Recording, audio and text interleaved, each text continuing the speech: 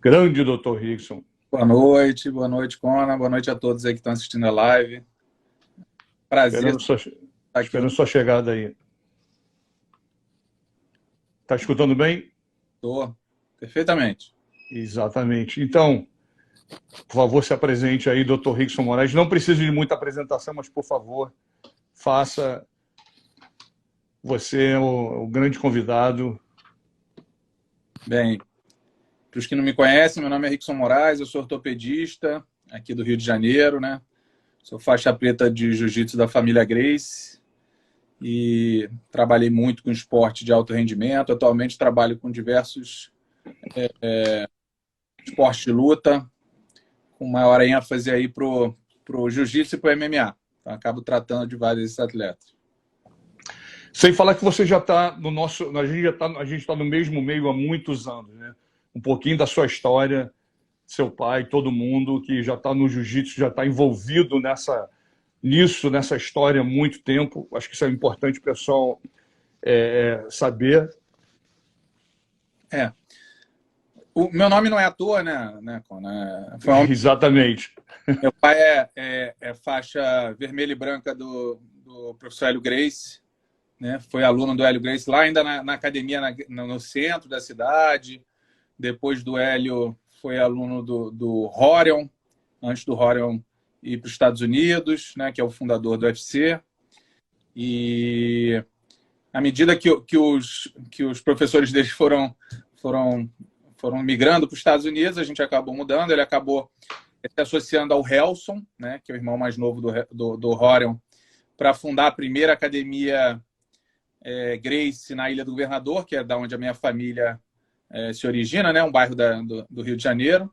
Então formou a Gracie Ilha, sei lá, 40 anos atrás. O Helson era o professor, meu pai também. E como uma forma de homenagear o professor Hélio Gracie, ele acabou dando meu nome de Rickson, né? Tem outro irmão que chama Rorion, inclusive já treinou com o Conan anos atrás, em Miami, quando Muito tempo. Bem no começo, ele morou lá, então treinou um pouquinho lá.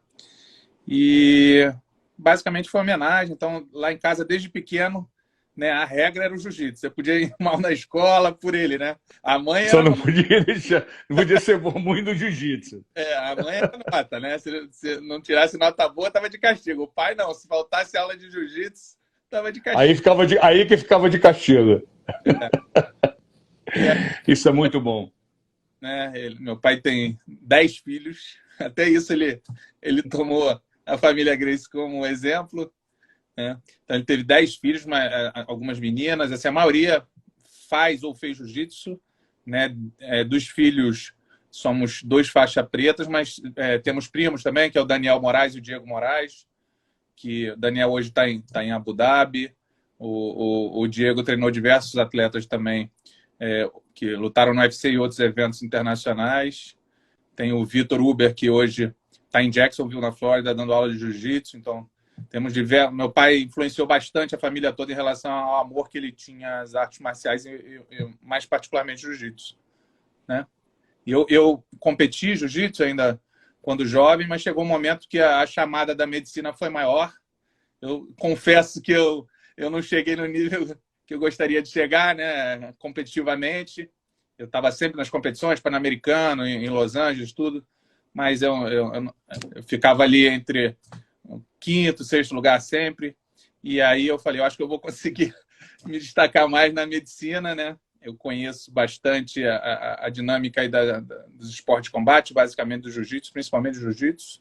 Eu acho que eu posso ajudar bastante nessa área. Eu vi que era uma área que estava bastante carente, né, de profissionais da área de saúde que entendessem da dinâmica de lutas. E aí fui me direcionando aos poucos para essa área. E o que levou você, a ser o ortopedista cirurgião? O que foi a paixão pelo que você já tinha, pelo jiu-jitsu, e saber não dessa dificuldade, mas esse vazio que existia, ou foi uma coisa pessoal sua? Porque você podia ter ido para outra especialidade. Na verdade, quando eu sempre quis estar ligado ao esporte de alguma maneira, né? Mesmo depois do período de competição, eu queria estar ligado ao esporte. O esporte que estava no DNA da família, que era o meu DNA, era um esporte de luta. Eu cheguei a fazer savate com o Richard Deforé, que era o introdutor aqui savate no Brasil. Fiz o judô, diversos esportes, sempre procurando estar ligado às lutas. Mas eu queria estar, de alguma forma, ligado ao esporte. Se eu não pudesse estar competitivamente, que o meu trabalho tivesse relacionado a isso. E eu sempre tive essa aptidão pela medicina, eu gostava da medicina. E comecei a procurar qual era a área dentro da medicina que pudesse estar mais associada. Eu nunca gostei muito da parte clínica, de cardiologia, que é uma área também bastante forte, né? Tem a parte de nutrologia também, endócrino, mas naquela época não era tanto. Eu era cardiologia, era ortopedia. E ortopedia eu me identificava bastante. Durante a faculdade eu me identificava com as especialidades cirúrgicas. Eu acho que as especialidades cirúrgicas é uma coisa muito boa. A gente pega uma lesão, você vê que tem uma lesão, trata às vezes sem cirurgia, às vezes com cirurgia, mas você consegue curar. Muitas vezes você cura aquele atleta, devolve ao esporte. E é muito gratificante você ver que seu trabalho contribuiu de alguma forma para que aquele atleta conseguisse performar bem e às vezes chegar num patamar que talvez, se a gente não tivesse ali para ajudar, ele não conseguiria chegar. Então, isso é bastante gratificante. Então, fui direcionando mais para a ortopedia. Eu cheguei a ter experiência com o primeiro esporte que eu tive experiência de alto rendimento foi o futebol. Eu fui médico de um clube de futebol aqui do Rio, do Vasco da Gama, durante 3 anos, no departamento de futebol. Mas, mais uma vez, assim, para você trabalhar com esporte, você tem que gostar do esporte que você está trabalhando. Né? Eu gostava do futebol, mas não era o esporte que eu entendia, não era o esporte que eu praticava, não era o esporte que eu conhecia as pessoas. Então, depois de um tempo, eu vi que eu tinha que ir para o caminho que era natural, né? Fui para a luta. Estava no teu DNA. Então, achei, futebol, vamos dizer assim, foi muito bom para aprender ali como é que é um departamento médico de um time profissional, como é que essa questão aí, né, do relacionamento entre o profissional médico e os outros profissionais da área de saúde, entre o treinador, o preparador físico. Então, essa bagagem eu trouxe do futebol, né? E depois que eu tinha saído do Vasco, acho que o Conan lembra bem, né? Assim, o Valide teve sempre a ligação com meu pai desde a época lá no desafio lá da praia. Da praia. E uma vez, numa reunião dessa, ele falou que foi depois do início do UFC aqui no Brasil, acho que foi do boom, né? Não no início, não aquela primeira de São Paulo, a segunda, né? Acho que, se eu não me engano, foi a luta do Anderson com o Vitor, né? Que a popularidade aqui cresceu muito. E aí começou a atrair muita mídia para o MMA, né? Patrocinadores, a gente chegou a ter multinacionais patrocinando, né? Montadoras internacionais, então atraiu muita mídia, passando na maior TV do país. Então estava se profissionalizando muito a questão de treinamento, profissionalizando a questão de toda a mídia envolvida, o marketing, mas a parte de saúde estava muito atrás do que a gente já estava vendo que estava acontecendo nos Estados Unidos. Né? Na época, o Valide notou que ia ter esse movimento também de forçar um pouco mais para profissionalizar a parte de saúde e arbitragem. E aí perguntou se eu não queria ajudar lá no Jungle, que era o evento dele, né? Para a gente tentar adotar uns protocolos para aumentar a segurança dos atletas, de exame pré-participação, critérios de interrupção de combate, exame pós-participação, porque até esse ponto, né? No Brasil, quando alguém ia fazer um evento, contratava uma ambulância ali da esquina, botava um médico que às vezes não tinha muito conhecimento do que estava fazendo, ele ficava ali mais sobre aviso. E você sabe, todo mundo sabe hoje que o médico tem um papel muito importante hoje na proteção do atleta. Com certeza. E a gente começou a fazer um trabalho ali. Paralelamente, o Márcio Tanuri entrou no UFC aqui no Brasil. A gente começou a se falar e a notar que, na verdade, seria importante que os médicos que trabalhavam com MMA falassem a mesma língua, adotassem os mesmos protocolos, até como forma de proteção do atleta e proteção do profissional. Então, ele me chamou na época da formação da Comissão Atlética Brasileira de MMA, né, que foi o órgão que era responsável pela parte de saúde e pela parte de arbitragem do UFC aqui no Brasil, para integrar o comitê médico. Então, por convite do Márcio, eu fui para lá e fui para o UFC. Na época não tinha, né? Assim, eu já tratava no consultório muitos atletas de luta, porque quando eu comecei a tratar de luta, você sabe, na sua época, os atletas eram muito carentes, né? Com certeza. Não sei se você lembra do Jacaré, com aquela luta do Roger, o Jacaré, ele fraturou, ele deslocou, na época eu não acompanhava, não tinha médico, o que ele conseguia às vezes era um fisioterapeuta amigo, não fazia diagnóstico direito do que estava acontecendo. A partir do momento que eu comecei a estar ligado à luta, eu comecei a atender vários atletas de luta no consultório, pessoas que eram da minha época de competição e muitas delas que tinham migrado para o MMA. Então, eu comecei isso começou a fazer, a tomar uma parte cada vez maior do meu tempo e da minha prática, né? Até o ponto que eu fiquei ali naquela escolha ali de Sofia, né? Ou eu estava ligado ao evento, ou eu estava ligado ao atleta, né? Começava a ter um conflito de interesse depois de um tempo. Como é que você pode trabalhar ali nos eventos, né? Decidindo se uma luta continua ou não, se para, se você pode ter alguma relação ou já atendeu o atleta. E naturalmente eu fui escolhendo para o caminho que eu tinha vindo, que era o caminho de tratar esses atletas. Eu sou um cirurgião por formação também. A parte de cirurgia de ombro e cotovelo foi a parte que eu me formei dentro da ortopedia. Então, eu fui partindo mais para esse lado. O que eu achei que era o meu caminho era que eu me tornasse um dos referências na parte de cirurgia de ombro e cotovelo para atleta, principalmente para o esporte de luta. E aí foi o caminho que eu tomei desde lá, que eu estou seguindo agora. Deixa eu te fazer uma pergunta, o Dr. Rickson. Essa tua visão do fato de você ter crescido na luta, né, você ter participado, né, no meio desde muito cedo, que eu me lembro, eu vi você poucas vezes quando eu estava no Carson, treinava no Carson, a gente se viu em alguns lugares, eu acho que seu pai sempre foi um grande, ele sempre deu um suporte muito grande para a luta em geral, ele sempre foi uma pessoa que esteve muito presente na história da luta no Brasil, né? Aquela época dos grandes desafios da praia, dos vale-tudos. E eu acredito que isso aí influenciou muito você no sentido de que o seu conhecimento, não somente como doutor, que foi à faculdade, que estudou, mas no sentido de você entender o atleta. E existe por que eu tô falando isso tudo? Porque existe uma parte até hoje que ela é como se fosse um vilão da história, dizendo assim, que é a parte de prevenção, de você prevenir, dizendo que o atleta, em geral, só procura o médico, ele só procura o terapeuta, ele só procura se cuidar na hora que ele está ruim. Então, eu queria a sua opinião em relação a isso, que você expôsse para a gente, falasse para a gente o que você pensa disso.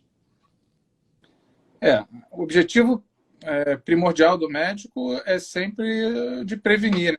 Prevenir injúrias, prevenir doenças, se possível prevenir lesões. Se você for analisar unicamente de uma lesão ortopédica, a formação que tenho um background no jiu-jitsu e a de outra profissional que não tem esse background, ela é parecida. Então, se tiver uma lesão que não seja cirúrgica, ele vai tratar. Se tiver uma cirúrgica, ele vai tratar de maneira muito parecida. O que muda é você entender a biomecânica da lesão. Funcionamento, exato. Vamos lá, o que um armlock pode causar num cotovelo de um atleta, né? Como é que você previne isso? Você deixa estourar? Você deixa, sei lá, vai esperar bater num treino? Ou não? Protege? Alongamento, a importância do alongamento para você evitar lesões, ou fortalecimento de que músculos você tem que fazer, que são os antagonistas e agonistas. Então, esse conhecimento técnico da técnica da luta que eu acho que me facilita muito. E a outra é entender como é que esses atletas funcionam no dia a dia. Se você pegar, por exemplo, um atleta de futebol, ele está ali sob aquele manto do clube, né? Ele tem uma lesão ali, ele está jogando, sei lá, 2 vezes por semana, dependendo do calendário. Se ele tiver uma lesão, o clube bota ele de lado, bota no DM, ele está o saláriozinho dele entrando.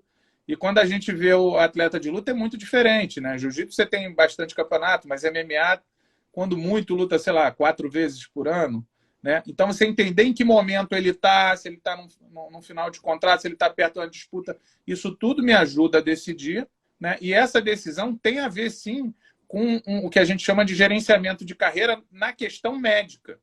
Então... Muito interessante. A gente vê muito atleta que vai chegando numa determinada idade, começa a ter uma sequência de lesões, né? Porque a forma com que ele treina, ela tem que modificar com a idade. Então, é óbvio que você pegar um garoto de 20 anos, ele não pode treinar, você sabe bem, da mesma forma que um cara de 38, 40 anos, porque ele vai ter uma lesão em cima da outra, né? As valências são diferentes, elasticidade, uma série de coisas. Então, esse tipo de treinamento, a parte cardiorrespiratória, ele vai ter que ir mudando ao longo do tempo. E isso tem a ver também com prevenção de lesões. Então, esse conhecimento de quem vem do esporte é que eu acho que pode ajudar, e essa decisão tem que ser tomada, sim, pelo médico que está gerenciando a parte médica do atleta, mas também pelo preparador físico, pelo head coach. Então, além o conjunto todo, né? Seria um conhecimento que é meu médico, esse intercâmbio entre os diversos atores que são responsáveis pela carreira do atleta, ele é muito importante. Fisioterapeuta, né? O atleta tem que entender que ele começou a sentir alguma coisa, ele tem que procurar um profissional para tentar diagnosticar. É óbvio que o atleta tem dor, vai ter uma dorzinha aqui, uma dor ali, mas assim, se começar a sair do normal, ele tem que entender que não adianta ficar forçando até o ponto de uma lesão, ele ter uma lesão que possa retirar ele muito tempo do esporte, né? Então, aquilo que você falou, atleta, ele, em geral, principalmente MMA, eles tendem a esconder os sintomas, né? Ele fica com medo de não treinar, de não conseguir lutar, de não fazer o dinheiro dele, porque o dinheiro só está na bolsa, né? Se ele exatamente. se casa, não tem um saláriozinho todo mês ali para pagar as contas dele. Então, esse conhecimento que não é só médico, que é do esporte, me ajuda muito no dia a dia para tentar ajudar a programar essa carreira com o mínimo de lesões possível. Super interessante. E, logicamente, não desrespeitando os outros médicos que não são lutadores, que não têm experiência de luta, eu concordo plenamente com você, essa tua visão, essa tua sensibilidade, porque você chegar para alguém que não sabe o que é um armlock, o que é uma chave de pé, que não sabe como é o funcionamento, como é o mecanismo da luta, ele vai, como você disse, ele vai tratar como uma lesão. Você já vê bem mais amplo, você já entende até da maneira que ele sentiu, porque a gente já tomou armlock, a gente já deu armlock, a gente sabe exatamente qual é o mecanismo da coisa. E com certeza isso faz uma diferença enorme. Uma outra pergunta para você. Quais seriam quais seriam as maneiras ou a maneira de você sempre manter um tipo de treinamento? Logicamente, a gente não pode generalizar, mas de prevenção, um tipo de exercício, um tipo de... Porque, como eu disse antes, os atletas de MMA, eu acredito até que outros também, de outros esportes, só procuram quando o negócio está quase explodindo. Então, eu acredito que exista, e justamente essa é a pergunta, qual seria o seu conselho? Não é você esperar você sentir aquela dor, né, que você não consegue nem levantar, mas você ter uma recuperação diária, um ajuste diário. Qual seria o tipo de exercício ou a direção? Então, você tinha falado, a gente pôde participar de um evento há pouco tempo, online também, né? Que uma das coisas que você falava assim, tão importante como treinar é descansar, né? Descansar é importante. É óbvio que o conceito de descanso está mudando ao longo dos anos, né? Você não é um descanso que você tem que parar totalmente, né? Aquele descanso ativo. Mas a primeira coisa para evitar lesão é entender que esse atleta, o corpo dele precisa de tempo também para se regenerar, porque ele tem diversas microlesões ao longo dos treinamentos que elas têm que ser... Ele tem que se recuperar disso tudo. Se você começa a ter um acúmulo de microlesões, a chance de isso virar uma lesão mais importante e afastar por um tempo maior, ela é muito grande. Assim, eu não acredito muito, Conan, em receita de bolo, entendeu? A medicina hoje está mostrando cada vez mais a gente tem que personalizar o tratamento, e isso se aplica aos atletas, né? Se você pegar um atleta, por exemplo, que tem uma valência, ele é muito explosivo, né? O tipo de treinamento que você vai dar para ele é diferente de um cara, por exemplo, que já tem um cardio melhor, que não é tão explosivo, né? Que vai aos poucos ali galgando cada etapa durante uma luta. Então, acho assim, primeiro você tem que conhecer o atleta. Isso é muito importante. A equipe tem que estar toda fechada nisso, né? Então,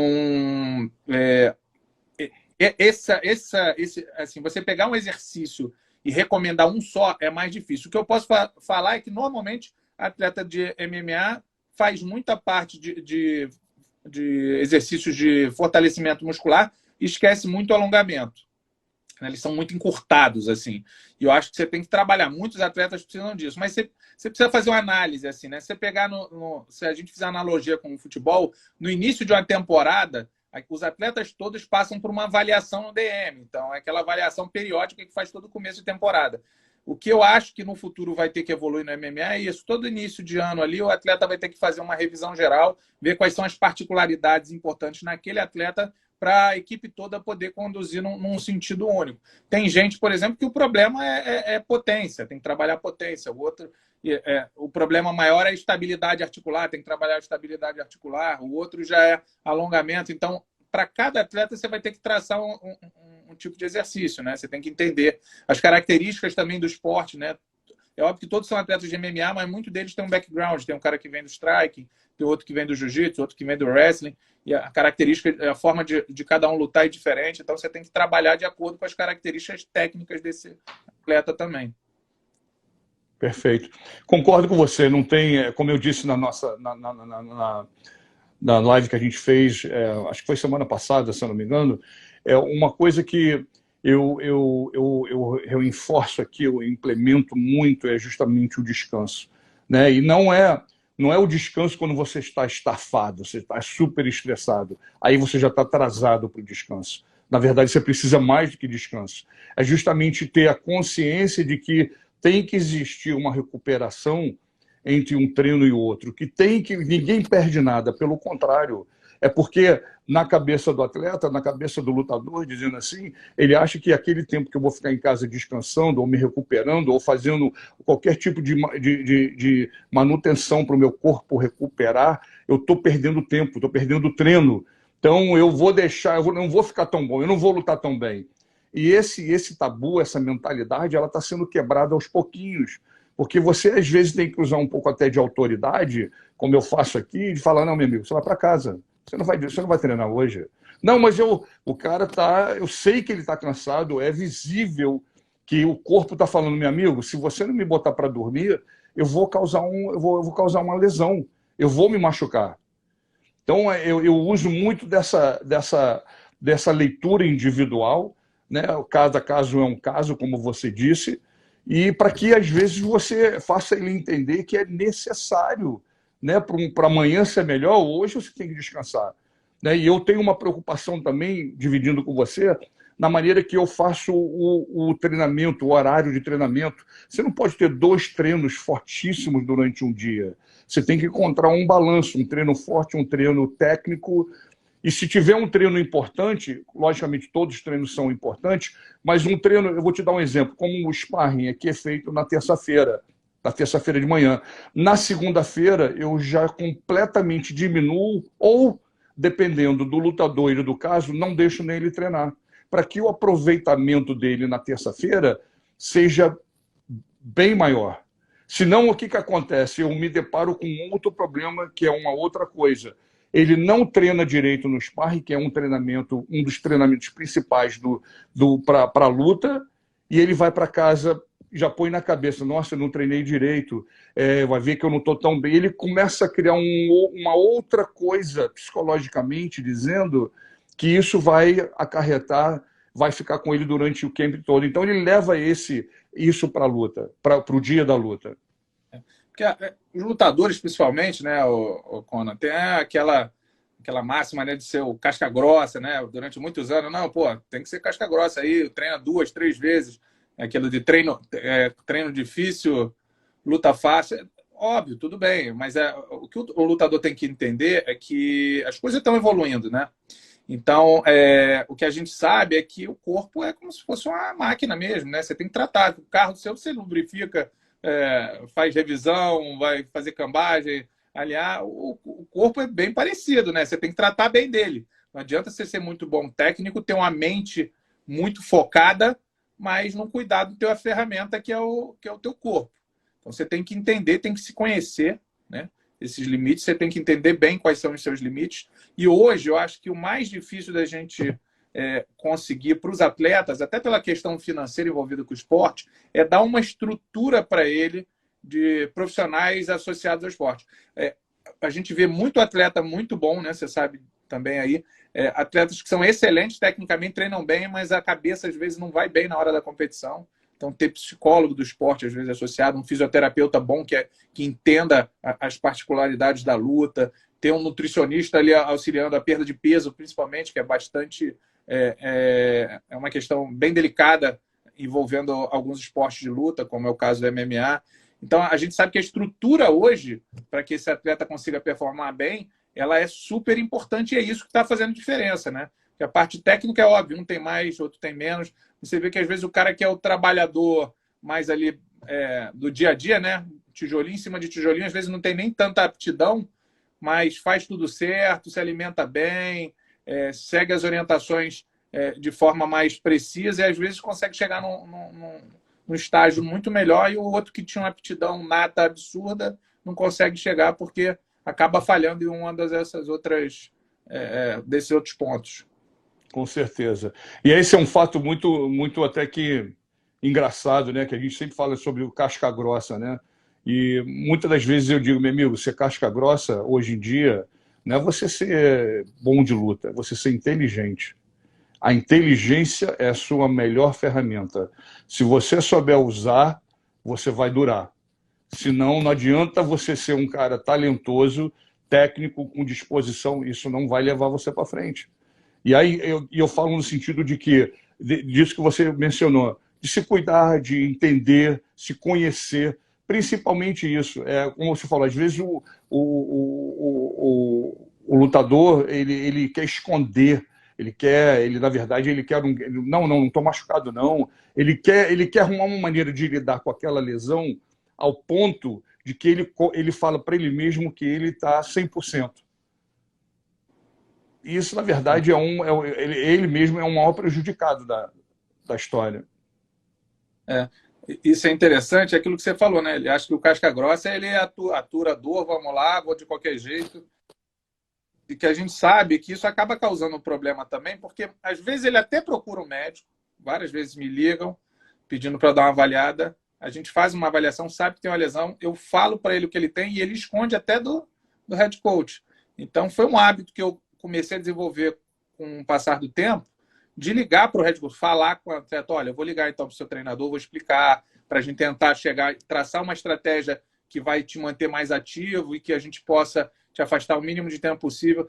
Essa proximidade mudou muito a minha conduta, eu faço muito isso aqui no Rio, acabo tratando muita gente lá do Dedé, alguns atletas também do Pedro Rias. Então, a primeira coisa que a gente faz, pega o telefone e fala. E o que eu acho bacana, muitos head coaches, você deve fazer isso aí também, pegam e ligam para o médico. O Dedé e o Pedro fazem muito isso. Rickson, estou com o atleta aqui, cara, está acontecendo isso, você pode dar uma olhada?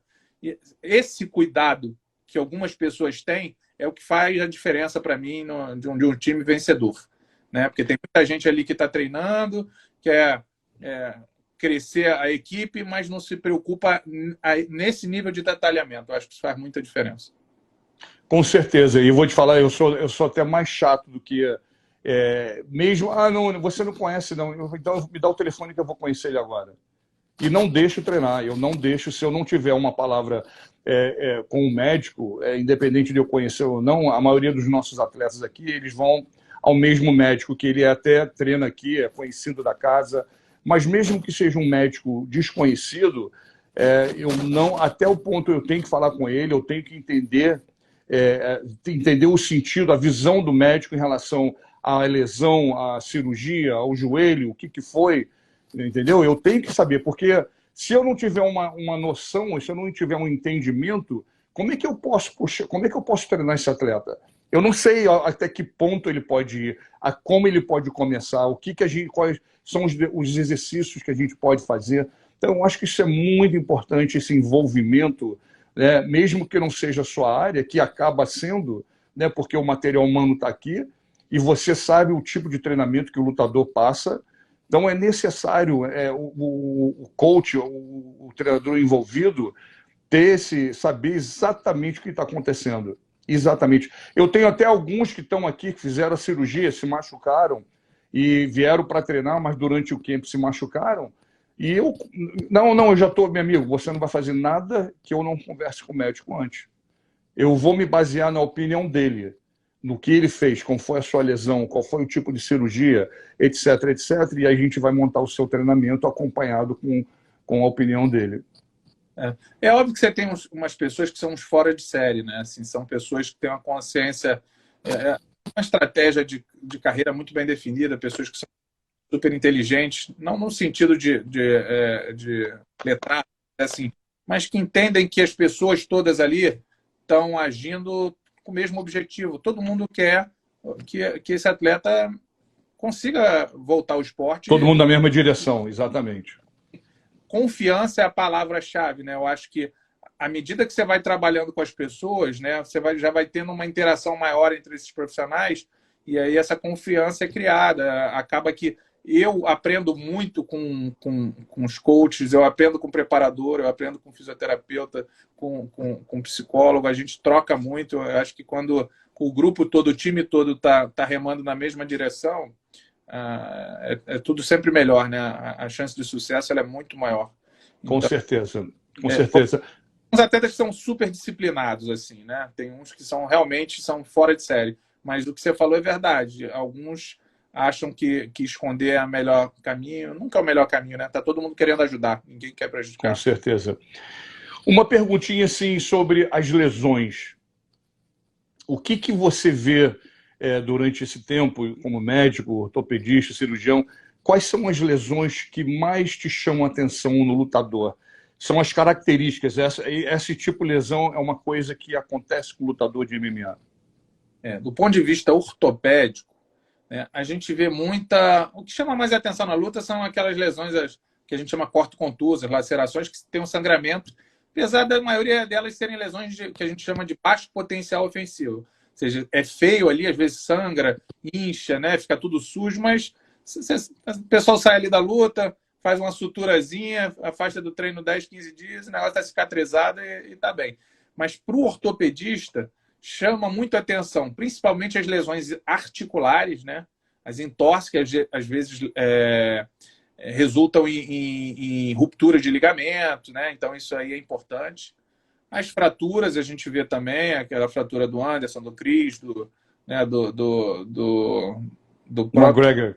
Gregor, né? São fraturas que a gente chama muita atenção. Eu, particularmente, não acho que a frequência é tão alta. Eu acho que, na verdade, foram 3 grandes atletas, né, que têm muita projeção, mas se você for ver a quantidade de luta que estão acontecendo no mundo todo dia, né, isso é uma lesão que a gente não vê todo dia. Eu acho que está aumentando até porque o esporte está mais exigente, as pessoas estão chutando mais forte, as valências estão todas sendo trabalhadas até o limite e chega uma hora que o corpo não aguenta, né? Então, mas eu acho que tem que ser estudado, tem que ver por que realmente as pessoas estão com essa impressão de que está acontecendo mais. Será que está acontecendo? A do McGregor, provavelmente ele já tinha alguma coisa ali que predispôs a essa fratura, tanto que ele já estava relatando ali que antes da luta, no camp, ele já tinha ido ao médico, foi avaliar a dor no tornozelo, então ele devia ter alguma fragilidade ali que facilitou. Mas pelo que eu sei, tanto a do Anderson quanto a do Chris, eles não estavam sentindo nada, foi bem pontual ali na forma com que chutaram. E essas coisas acontecem. O esporte de luta, né, principalmente o MMA, a gente divide o esporte em tipos de esporte. Né? Existem os esportes que a gente chama esporte de contato e esporte de colisão. Contato são os esportes em que esse contato ele ocorre, mas ele não é a intenção primordial do esporte. Vou te dar um exemplo. Futebol. O objetivo do futebol é você pegar e fazer o gol. Contato, ele acontece durante o esporte? Acontece, mas não é o teu objetivo. MMA, não. O contato é o objetivo. Então, são os esportes que a gente chama de colisão. Né? Então, o impacto é muito frequente de alta energia. Né? São esportes que, naturalmente, estão mais associados a essas lesões por colisão, que são as fraturas, as torções. Então, acaba que a gente vê isso. Né? E aí, até como prevenção, né, quando você estava agora falando lá no começo, o atleta tem que entender que treino não é para se machucar. Treino é para melhorar, né? Melhorar a parte física, melhorar a parte técnica. Mas, assim, o atleta tem que ser inteligente até isso. Na hora do treino, ele tem que entender, não tem que ter vaidade. Cara, bateu, pegou, treino é treino, né? É isso, pô, se poupa e treina, óbvio, treina duro, mas sem causar uma lesão. Se tiver que ter uma lesão, é para acontecer na hora da luta, não é para acontecer no treino, né? Tem que tentar evitar. Concordo plenamente. Aí, Com certeza. As fraturas, e eu particularmente tenho uma experiência grande hoje com lesões do peitoral maior, né? A gente viu alguns atletas, acho que de vocês tiveram alguns aí, na época, Sim. indo até que eu acho que lutou o TUF, acho que ele teve, não, dele foi bíceps, mas acho que o cara de sapato teve, né? Operou. Exatamente, operou. Teve É. outros também que eles tiveram. Eu tive um que aconteceu, ele luta no Bellator. Na verdade, quando eu vi, eu não achei que era num grau de cirurgia, porque não foi foi um movimento muito brusco. Foi, na verdade, um mau jeito que ele mandou, acho que com um cruzado, alguma coisa, pegou no bíceps. Ele mandou um cruzado e pegou de encontro, acho que no ombro, no cotovelo, alguma coisa desse sentido. E ele falou, pô, eu senti uma fisgada e, né, foi sentindo e aquela fisgada foi aumentando, cirurgia. Esse movimento do cruzado é um movimento que você usa muito o peitoral aqui, né, para puxar o braço. Então o peitoral está bem contraído, gerando uma carga muito forte. E aí você subitamente, quando ele encontra um anteparo, encontra outro braço, ele para. Então o músculo continua contraindo, teu braço para, ele rasga, né? Então a gente vê muito isso. Eu já vi também atleta até do UFC, que eu tive a oportunidade de operar, foi no double leg. Então o atleta entrou ali, botou o oponente na grade, foi no double leg, aí na hora que ele estava perto da grade, a defesa foi sprawl. Aí na hora que ele estava puxando o atleta para perto dele, o oponente fez o sprawl, jogou a perna para trás e fez isso. Rasgou o peitoral. Então, assim, você tem diversos mecanismos que podem estar associados a esse tipo de lesão. A gente sabe que, principalmente os wrestlers, né, e os atletas de grappling precisam muito do peitoral. Então, antigamente não se operava isso, a gente tratava de maneira não cirúrgica, porque não perde o movimento, nada disso, mas o que a gente sabe hoje em dia é que acaba influenciando muito na força, né? Eu tive um desses atletas do UFC, ele teve a lesão do peitoral, aí disse, doeu no começo, agora não dói mais, estou bem, estou com um movimento bom. Aí voltou a lutar, teve uma posição que ele acabou ficando apoiando na 4 apoios, o atleta nas costas dele, quando ele tentou levantar, ele não tinha força, tipo para fazer uma flexão de braço. Então, pronto, já não conseguiu levantar. Então, hoje em dia, você tem que tentar diagnosticar as lesões, entender se a lesão é importante ou não e dar a melhor condição. Se a melhor condição for conseguida através de cirurgia, tem que ser cirurgia. Porque muitas vezes você opta ali por não tratar da forma mais adequada e isso vai impactar a carreira dele para o resto da vida. Na sua opinião, antigamente, eu digo assim, eu tive uma cirurgia de ligamento na faculdade aqui, em 93, eu estourei o ligamento numa competição de judô. E uma das coisas que eu escutei do médico, isso em 1993, foi que, olha, vai ficar bom, mas não vai ficar como Deus fez. Eu acredito que a evolução da medicina, né, toda essa tecnologia, toda essa evolução, acredito que esteja bem pertinho, né? Porque hoje em dia você vê os atletas tendo o mesmo tipo de lesão, porém voltando nos quase 100%, quase que exatamente a mesma coisa da maneira que nasceu. Você acredita que isso cada vez mais vai melhorar? Tá. O conhecimento em todas as áreas ele está aumentando de maneira exponencial, né? Quando você for ver os últimos anos aí, ainda mais com a internet, tudo isso, o acesso das pessoas ao que tem de mais recente, né, de produção de conhecimento, ele é muito fácil, né? Você está à distância de um clique. Antigamente, para você, por exemplo, tinha uma técnica revolucionária que alguém desenvolveu em algum lugar. Pode ser uma técnica cirúrgica, pode ser uma técnica de treinamento. Você tinha que pegar um avião, ir lá para outro país, ver o cara operar, ficar lá não sei quanto tempo, ver como é que ele faz, aí trazer, começar a fazer. Hoje, ele está desenvolvendo lá, no mesmo momento você está entrando no YouTube e vendo um vídeo. Entendeu? A gente tem muito vídeo Exatamente. hoje no canal só para isso. Então, o conhecimento está se espalhando. Então, primeiro que as pessoas estão tendo mais facilidade no acesso ao conhecimento. Então, eles estão aprendendo técnicas novas, a operar de maneira melhor, tratar de maneira melhor. Segundo, é que o que a gente vê, na verdade, é que as técnicas vêm mudando. Se você for ver, por exemplo, uma cirurgia que era feita na década de 90 para ligamento, era muito diferente do que está sendo feito hoje. Hoje em dia você já tem uma técnica de posicionamento dos ligamentos diferentes, lesões que você não diagnosticava na época. Você tem exames de imagem que são feitos de maneira muito mais fácil, né? O MRI aí que vocês chamam, que é a ressonância. Você Exatamente. mostra, então, com muito mais detalhes. Antigamente o cruzado fazia aberto, hoje a gente faz por vídeo, muitas vezes navegado com auxílio de computador, então, para ver posicionamento. Então, a tecnologia está ajudando bastante a gente no desenvolvimento e é óbvio que os resultados tendem a melhorar. O que a gente quer é se aproximar do 100%, é óbvio que a gente nunca vai conseguir, mas cada vez isso está mais... Sim, mas para quem é atleta, interrompendo sem querer, para quem é atleta isso é muito importante, né? Porque, inclusive, não só a cirurgia ela está evoluída, ela está avançada, mas a recuperação. Eu demorei quase que 11 meses para mim poder andar, entendeu? Então, mesmo que foi uma cirurgia de ligamento, hoje em dia acabou a cirurgia, ele praticamente sai andando do hospital. Eu vi aí o Marreta, né? Impressionante, lesões gravíssimas no joelho, como é que ele rapidinho já estava reabilitando. E foi uma lesão grave, né? A gente sabe. Exatamente. Pô, Ele não demorou muito, eu acho que em 2 meses, e nos 2 joelhos. Não só não, ele já estava já andando, meu amigo, quase que a era do homem biônico, né?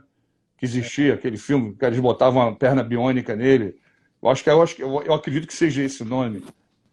E é bacana, né? Isso é que eu acho que me atrai, aquilo que você perguntou lá no começo, por que você foi para essa área, assim, você conseguir pegar um atleta desse com uma lesão grave, igual ele teve ali com a luta do John Jones, né? Conseguir operar, reabilitar e ele voltar e tá aí lutando no nível que a gente viu que ele lutou, isso é muito bacana, é muito gratificante, eu acho que Com certeza, com certeza. toda a dedicação. Doutor Rickson, não tenho como lhe agradecer. Deixa eu ver se a gente tem algumas perguntas aqui. Se alguém já perguntou alguma coisa, tá cheio de doutor aqui. Doutor, tá todo mundo aqui assistindo, participando. Eu já vou ficar familiarizado. Doutor Osvino, um abraço grande. Osvino ele de casa. Isso aí é amigo de anos. Osvino Pena. Exatamente. Life Change está aqui também. Era ainda novo, né? Saindo da adolescência, competindo, o Osvino já estava aí fazendo esse trabalho aí com os atletas, né? Sim, já estava assim. Eu conheço ele eu conheço antes dele ser doutor. E ele já sempre teve uma inclinação para ser doutor. Ele sempre via a malhação, ele via o exercício de uma maneira diferente. Muita gente boa, muita gente, amigo de anos. Você pergunta aqui, né? Pode ir lá, pode fazer à vontade. Responder. Modalidade, mas evita o treino de peso, né? Os treinos de ferro, né? Porque ela trava. Olha, hoje em dia, trabalhar resistência, trabalho de força são super importantes, mas você tem que trabalhar da maneira adequada. Né? É óbvio que você não pode ser o único trabalho que você faz, você tem que trabalhar aquilo tudo que a gente já conversou, né? Alongamento, trabalho de força, tudo isso, ver qual é a deficiência que você tem e tentar focar um pouco mais nessa tua deficiência para poder melhorar. Mas, de maneira alguma, hoje, cada vez mais, o trabalho de força ele deve ser incluído na rotina de treinamento, né? Antigamente tinha essa cultura também, né? Que o lutador de jiu-jitsu não podia pegar ferro porque ficava duro, não tinha alongamento. Hoje não tem nada a ver, a gente sabe que isso era... Exatamente. Na época do Carson não tinha isso não, doutor Rickson. Ele falava mesmo, você tem que nadar, você tem que correr, tem que levantar peso, fazer boxe, chutar. Não tem esse negócio de, um peso vai deixar você duro. Não tinha essa história, não. O pessoal lá sempre foi muito forte, né? Eu vou te falar, na época mesmo de treinamento com ele, de fazer o camp mesmo para luta, ele não mandava você não, ele ia contigo. Eu cansei de ver o Cássio esperar a gente nadar, ou de fazer aula de boxe, ou qualquer outro tipo de atividade, e ele tá ali, vamos fazer aí, nada de corpo mole. Ele morou aqui comigo em Miami, ele tinha eu acho que 1 ou 2 vezes por semana, ele botava a gente para correr 5 quilômetros na rua. Mas ele não ia ficar em casa sentado, não. Ele ia lá, esperava e ficava com o relógio na mão. Esse tempo aqui não está muito bom, não. Cássio, como é que você sabe? Porque você chegou, ele lembrava do que você tinha feito. Então o negócio era meio Com ele o negócio era meio embaixo, entendeu? Tem uma outra pergunta aqui. Boa noite, da Júlia Barros. Eu tenho 16 anos, treino o MMA, 5 modalidades, mas evito o treino com ferro na academia, pois trava muito. Não tenho a mesma mobilidade. Acho que você já respondeu isso. Não sei se eu repeti a mesma pergunta. Foi essa a pergunta que você tinha lido? Isso. Ah, então tá bem. Porque tinha uma outra em cima, que eu acho que era a musculação feita em... acho que você também já respondeu essa. Tem uma aqui da pergunta do PRP. PRP, na verdade, é um concentrado de plaqueta. A gente tira o sangue do paciente, processa aquilo ali e reinjeta. Teoricamente, isso tem um potencial. Tem várias substâncias que ajudam, teoricamente, ajudariam na cura de lesões, mas isso ainda é uma área que está muito em pesquisa, não tem nada definido. No Brasil, você tem critérios aí para poder utilizar, principalmente em pesquisa. A gente sabe que tem um interesse econômico envolvido nisso também, né? Porque isso tem clínicas hoje especializadas em terapia genética, em célula-tronco, em PRP, então isso movimenta um dinheiro absurdo. Eu acho que é uma ferramenta que no futuro provavelmente vai estar sendo mais utilizada, mas o importante é definir quais são os casos que respondem bem para isso, né? Não tem nada ainda bem definido. Eu tive uma experiência muito boa, para falar a verdade para você. Eu estava com um esporão no meu calcanhar direito, tive uma inflamação muito séria, a ponto de, quando estava na parte crítica mesmo, crônica, desculpa, eu não conseguia nem andar, eu nem levantar para tomar o impulso, às vezes eu conseguia fazer isso. E esse médico, que é meu amigo, ele me indicou para um outro médico, falou, olha só, ele está fazendo isso, ele tem essa técnica nova. Isso já tem mais ou menos deve ter uns 6 anos, 8 anos mais ou menos. E eu fiz 4 vezes no calcanhar. Nunca mais voltou a inflamação. Não quero dizer com isso, eu não estou vendendo produto, não estou incentivando, estou só dividindo a minha experiência, que foi que me salvou, porque a cirurgia para o esporão, ela é muito... Você pode até me esclarecer melhor, ela é muito delicada. Na verdade, assim, é aquilo que a gente está falando. Não é que a gente ainda não tem certeza quais são os casos em que você indica esse tipo de tratamento que você tem uma resposta boa. Então, a gente só vai saber isso com o tempo. É muito parecido com o que está acontecendo aí com a Covid, né? No começo, não tinha feito como tratar, então começava a passar remédio para todo mundo, tinha gente que tinha resposta boa, tinha gente que não tinha resposta boa, e você não sabia direito para quem você passava o quê. A ideia aí do PRP e todas essas terapias que a gente chama de medicina regenerativa, né? A célula-tronco e outras modalidades de terapia, é que com o tempo você começa a saber quais são as indicações mais precisas. Provavelmente tem muita gente que se beneficia, mas tem gente que não vai se beneficiar, e isso a gente só vai saber com o tempo, né? São terapias, muitas delas promissoras, algumas eram promessas e não se concretizaram para diversas doenças, outras estão se mostrando eficazes, mas isso é uma coisa que ainda vai levar um tempo para poder estar bem estabelecido. E cada caso é um caso, né? Também. Eu ia falar uma coisa até aquela hora, Conan, que você tinha falado sobre como é que as coisas mudaram, né, de 90 e pouco para cá. Uma das coisas que chama também bastante atenção é que antigamente você tinha muitos generalistas, né? Então você pegava lá um ortopedista e ele operava tudo. Ele operava joelho, quadril, coluna, mão, punho. E acho que está ficando cada vez tão complexo assim, essas subespecialidades, né? Que não tem como hoje um ortopedista saber tudo de todas as áreas. Então a tendência hoje no mundo é ter os grupos de ortopedistas. Então, assim, são equipes que têm diversos subespecialistas. Então, dentro de uma equipe muito boa, você tem cirurgião de ombro e cotovelo, você tem um de coluna, você tem um de joelho, super especialista naquilo ali. E aí, esse atleta, esse profissional acabar sendo responsável por aquele tratamento. Então, há uns anos atrás, você pegava os clubes de futebol que são modelo, o médico lá do clube, qualquer lesão cirúrgica, ele operava tudo. Hoje, a tendência é o seguinte, o médico lá do clube é um gestor de saúde, ele atende aquele atleta, faz um diagnóstico, olha, tem uma lesão aqui na coluna, por exemplo, então vou te referenciar para o ortopedista de coluna ou para o médico de coluna especialista nisso, né, que tenha esse background com esporte. Então ele vai lá e aí vai estar na mão da pessoa que só faz aquilo a vida toda e isso melhora os resultados, né? Com certeza. E pegar um cara lá que treina MMA, botar ele para treinar a seleção brasileira de judô é diferente. Com certeza. Né? Por mais que seja parecido, não é igual. Tem características bastante distintas, né? Com certeza, com certeza. Então, não tenho como te agradecer. Peraí que entrou mais uma pergunta aqui, vamos responder. Acho que foi a última que você está lendo, você consegue ver? Sim, sim. Falando sobre check-up cardíaco, né? Exatamente. Médico. Então, é importante, né? É aquilo, o atleta vive da máquina, né? Que é o corpo, tem que cuidar do corpo.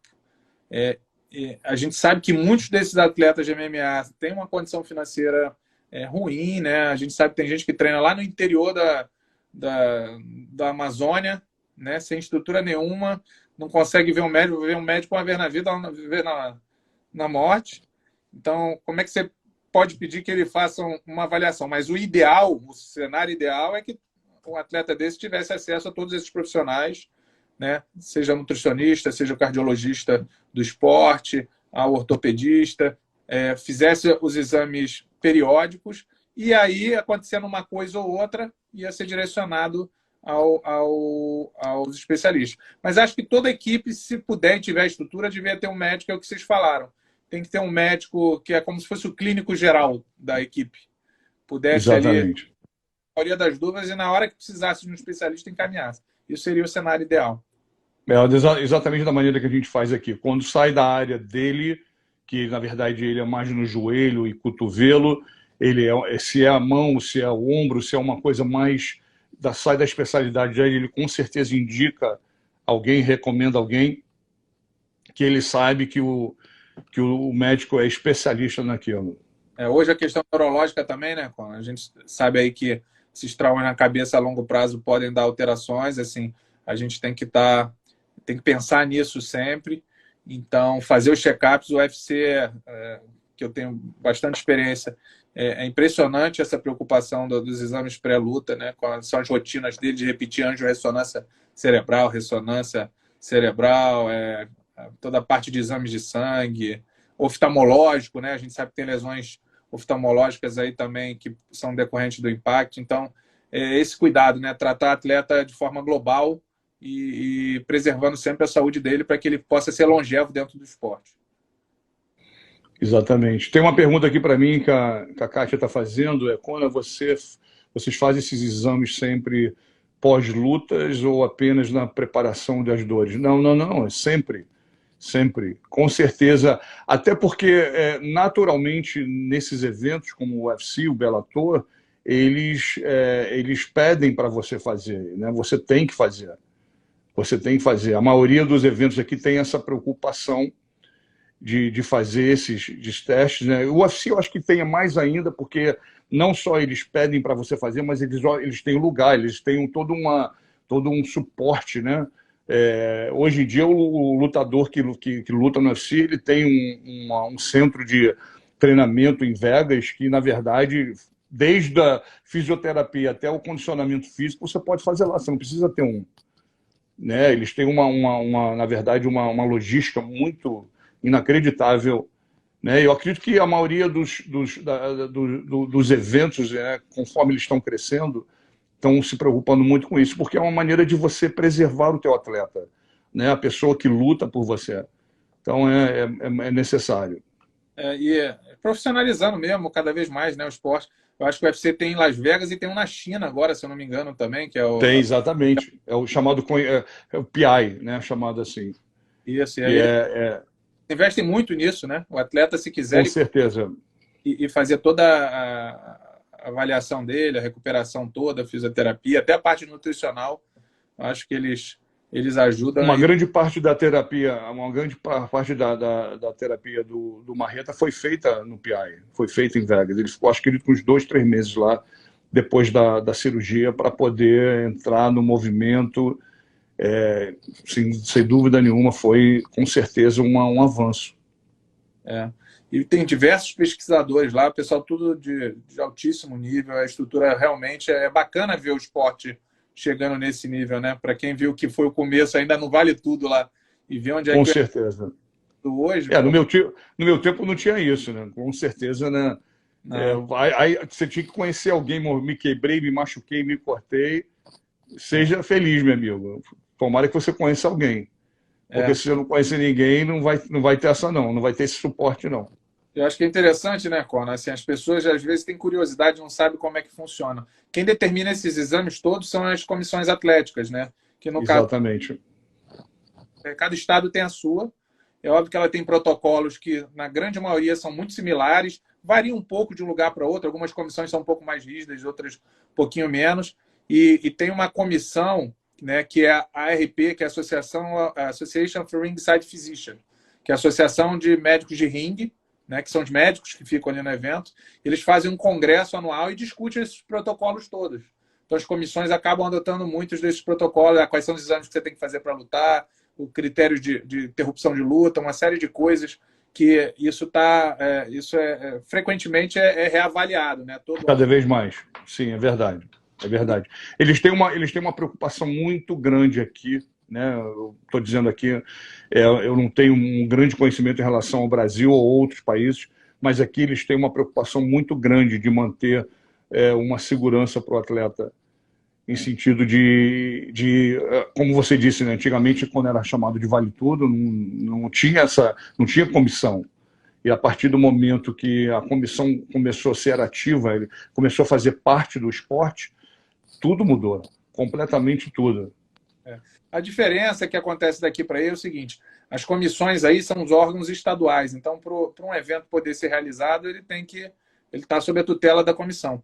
Aqui no Brasil não é um órgão governamental, é uma entidade privada que tem parceria com aqui o Canal Combate, eu acho que tem a parceria com eles, e o UFC também adota. E aí as pessoas que estão aqui na Comissão Brasileira de MMA hoje são muito criteriosas, adotam a maioria dos protocolos que a RP indica, né? Mas aí os eventos têm que estar afiliados à comissão também. Então, os eventos que não estão associados à comissão vão fazer de acordo com o que eles acham melhor. Não tem uma regulamentação obrigando os eventos a fazerem esses exames todos, que eu acho que deve ser evolução nos próximos anos, mas é óbvio que isso exige muito dinheiro. E a outra coisa que a gente vê, acontece muito aí, né? No Brasil e nos Estados Unidos, a medicina pública, a gente sabe que no Brasil a gente tem, mas assim, é uma demanda altíssima, muito maior do que a saúde pública consegue atender. Então, se a gente for depender de um atleta, por exemplo, ir para um hospital público, né, do SUS para se tratar, operar, às vezes ele entra numa fila, vai acabar a carreira e ele não consegue operar. Então, muitos desses eventos têm um seguro, mas o seguro normalmente só cobre até um mês depois da luta. Então, se ele tiver uma lesão ali, às vezes no camp, na luta, até um mês depois, o seguro do evento banca o tratamento, mas em período de treinamento, às vezes, se ele tiver uma lesão, ele fica desassistido. Então, eu estimulo, assim, a pessoa começa a ganhar dinheiro, quer comprar um carro, quer comprar um relógio, um celular melhor, quer um apartamento, ou conseguir a casa própria, que eu falo assim, cara, a primeira coisa, investe num plano de saúde aqui. Com certeza. Possível, porque isso aí é o que vai fazer com que você consiga exercer a profissão mais tempo. Aí você vai ganhar dinheiro porque a máquina está cuidada. Com certeza, com certeza. Doutor Rickson, te agradeço muito, foi uma aula, foi dividido conhecimentos com a gente, excelente, excelente, com certeza vamos fazer outra vez, ainda mais você que é super ligado à luta, né? Além de conhecer, é fã, eu sei disso, então eu não tenho como te agradecer esse teu tempo, esse conhecimento que você trouxe para a gente. Gente, quiser alguma pergunta, por favor, doutor Rickson, pode chegar nele, ele com certeza responde. Alguma coisa que você queira falar, algum conselho?